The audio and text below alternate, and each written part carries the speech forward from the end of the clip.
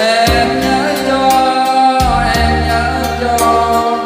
đôi chúng ta sẽ chẳng còn nhìn nhau nữa trên cõi đời này, trên cõi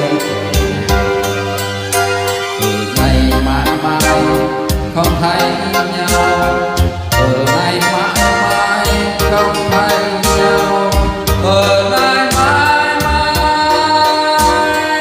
không thấy nhau. Ta nhắc đi một bồn hoa thành thảo, em nhớ cho cô đã đi rồi.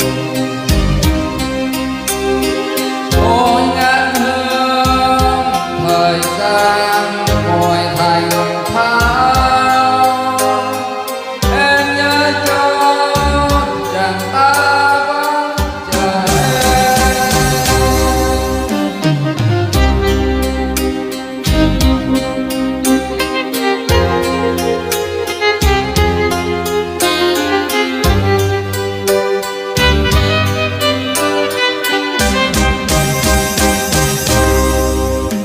Ta nhắc đi một bồn hoa thành thảo, em nhớ cho